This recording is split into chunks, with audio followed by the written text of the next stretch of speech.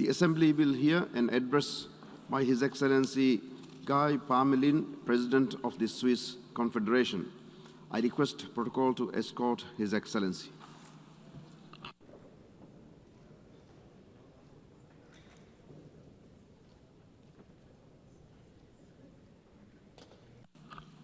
On behalf of the General Assembly, I have the honor to welcome to the United Nations His Excellency Guy Parmelin, President of the Swiss Confederation, and to invite him to address the Assembly. Thank you. Merci, Monsieur le Président de l'Assemblée générale, Madame la Secrétaire générale adjointe des Nations unies, Mesdames et Messieurs les chefs d'État et de gouvernement, Excellences, Mesdames et Messieurs. Pendant l'essentiel de ma vie professionnelle, j'ai été vigneron. La viticulture m'a enseigné la patience, la persévérance et la confiance. Une vigne met des années à croître et à produire. L'amélioration des cépages est une science subtile pour produire les meilleurs vins. Il faut respecter la nature et s'adapter aux conditions naturelles. Pourquoi est-ce que je vous parle de cela ici, dans le sanctuaire des Nations unies ? La pandémie de la Covid-19 est un peu à l'image de la grêle ou du gel qui peut soudainement ravager les vignes, imprévue et déstabilisante. Les bons vignerons vivent avec ce risque et savent se relever de tels coups du sort. La pandémie est une catastrophe humaine, sociale, économique dont les effets se font également ressentir sur la paix et la sécurité internationale. Nos pensées vont à toutes les victimes directes et indirectes. Les leçons à tirer de ces développements nous font réaliser qu'il faut anticiper les prochaines crises, nous préparer à y faire face et faire preuve de solidarité afin de bâtir un monde résilient. Trop souvent, nous nous laissons emporter par des visions à court terme et la perspective de gains rapides. Il nous faut retrouver le sens de l'anticipation et la conscience qu'il y a toujours des coups du sort. Quel sera le prochain ? Les scientifiques nous alertent et identifient les menaces à venir. Ils nous livrent aussi des informations et des données comme éléments de solution. La bonne gestion de ces données est primordiale. C'est pourquoi la Suisse est fière d'accueillir le prochain Forum mondial des Nations unies sur les données à Berne en octobre. Les risques, nous les connaissons. Il faut nous y préparer et investir dans la prévention. Il faut se donner les moyens pour y parvenir. La recherche, l'éducation et la formation professionnelle, tout particulièrement celle des filles et des femmes, doivent être au centre afin de développer l'accès au savoir, de promouvoir l'innovation et de rendre l'action possible. Plus largement, l'accès au savoir et au savoir-faire nous donne les clés pour anticiper et préparer notre avenir. Lorsque la grêle ou le gel frappe, les vignerons suisses s'entraident. Ils font appel aux assurances auxquelles ils ont cotisé. Lorsqu'une crise touche des régions entières, voire la planète, la solidarité doit être mondiale et les solutions communes. Les Nations unies sont le lieu où les connaissances et les ressources sont mises en commun. L'organisation elle-même est une leçon tirée des crises passées. Excellences, Mesdames et Messieurs, continuons à défendre un multilatéralisme fondé sur des règles.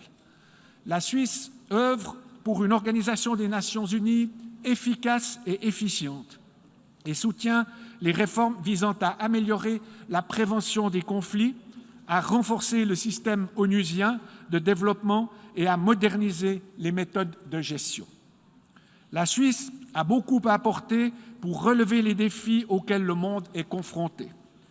20 ans après avoir rejoint les Nations unies, nous sommes prêts à contribuer aux travaux du Conseil de sécurité de l'ONU pour la période 2023 à 2024. La pandémie de Covid-19 a accentué les tendances protectionnistes existantes et mis en évidence les défis relatifs à la résilience des chaînes de production et d'approvisionnement mondiales. Ainsi, des politiques visant à la relocalisation ou au contrôle des investissements ont le vent en poupe. Avec l'accélération continue de nos processus économiques, rendus possibles par l'évolution technologique et la numérisation, nos sociétés sont devenues complexes. Comme les intempéries et incendies de ces derniers mois dans le monde nous l'ont douloureusement rappelé, le fait que le climat soit bouleversé sous l'influence de l'homme est une réalité et son action met aussi sous pression la biodiversité de notre planète. Les rivalités entre puissances vont en s'aggravant et des conflits armés sévissent sur presque tous les continents. Le droit international humanitaire et les droits de l'homme sont quotidiennement violés, semant aujourd'hui déjà les graines des conflits de demain. Il est de notre responsabilité de trouver des réponses avant que nous ne soyons au pied du mur. Avec l'agenda 2030, nous avons déjà le cadre dont nous avons besoin pour parvenir à ce but. Face à ces défis, la Suisse souhaite souligner 5 points. Premièrement, afin de pouvoir vaincre la pandémie, nous devons nous assurer que la vaccination soit accessible à toutes et tous dans le monde. La Suisse s'engage pour un accès équitable et abordable aux vaccins, traitements et diagnostics. Elle contribue, entre autres, à l'Alliance pour les vaccins et soutient l'initiative COVAX-EMC destinée aux pays à bas et moyens revenus, à la hauteur de 155 millions de dollars. État hôte de plusieurs organisations internationales dans le domaine de la santé, dont l'Organisation mondiale de la santé, la Suisse met à disposition des ressources et s'engage pour des réformes qui permettent une action efficace dans ce domaine. Deuxièmement, la crise a révélé l'interdépendance de nos sociétés modernes et l'importance des chaînes de valeur internationales, notamment pour la prestation de biens essentiels. Nous devons renforcer leur résilience sans recourir à des mesures protectionnistes menaçant la reprise économique mondiale. Le cadre juridique qui préside aux échanges internationaux doit s'atteler à renforcer la sécurité juridique et la prévisibilité aussi en temps de crise. L'Organisation mondiale du commerce a ici un rôle central à jouer. Troisièmement, l'évolution technologique et la numérisation offrent des solutions à nombre de défis auxquels nous sommes collectivement confrontés. La Suisse travaille étroitement avec le monde universitaire et le secteur privé afin de développer des approches technologiques innovantes pour les projets de développement et de lutte contre la pauvreté. Les risques existent cependant. Le monde virtuel n'est pas une zone de non-droit. Au sein de l'Assemblée générale, la Suisse s'implique pour la promotion d'une conduite étatique responsable et l'application du droit international dans le cyberespace. Elle participe également aux efforts de lutte contre la cybercriminalité. Genève joue un rôle de centre mondial pour la politique numérique et la mise en réseau des acteurs impliqués. Quatrièmement, prenons le changement climatique au sérieux.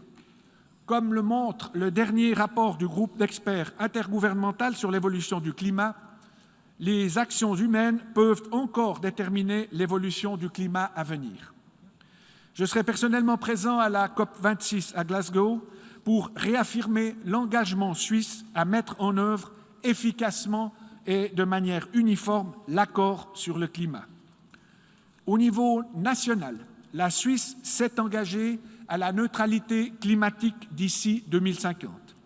Elle met en œuvre des initiatives concrètes avec, par exemple, la réalisation de projets d'infrastructures favorisant le transfert de la route au rail.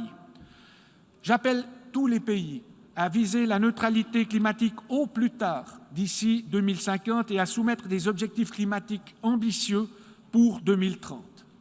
De même, la Suisse s'engage pour la préservation de la biodiversité. Cinquièmement, dans un monde polarisé, il est plus important que jamais de revenir au dialogue. Avec la Genève internationale, la Suisse, fidèle à sa tradition, offre une plateforme neutre, propice aux échanges. Au début de cette année, elle a notamment accueilli le Forum de dialogue politique libyen qui a abouti à la nomination d'une autorité exécutive unifiée, une première pour le pays depuis 2014, chargée de préparer des élections nationales. La Suisse est très préoccupée par la détresse de la population afghane. Elle salue la conférence humanitaire sur l'Afghanistan convoquée par le secrétaire général la semaine dernière à Genève. La Suisse s'efforce également de promouvoir le droit international, y compris humanitaire, pour éviter les conflits ou en réduire les effets. La Suisse est fière d'avoir rédigé son rapport sur la mise en œuvre du droit international humanitaire. Et j'appelle tous les États membres de l'ONU à en faire de même. De tels rapports permettent aux États d'établir un bilan de leurs bonnes pratiques et des défis à surmonter. Excellences, Mesdames et Messieurs, la grêle ou le gel continueront à ravager parfois les vignes de mon pays. Notre monde sera encore à l'avenir confronté à des crises. Donnons-nous seulement les moyens d'y faire face ensemble, dans un esprit de coopération et de solidarité. Mettons-nous au travail en vue d'un monde toujours mieux éduqué, plus innovant, plus résilient, plus juste. Inspirons-nous de l'œuvre éphémère World in Progress de l'artiste Saipe, actuellement exposée sur la pelouse nord. Prenons exemple sur ces deux enfants qui construisent le monde tel qu'ils l'ont imaginé et cultivons ce monde qui est le nôtre, comme j'ai appris à prendre soin de ma vigne. Merci pour votre attention.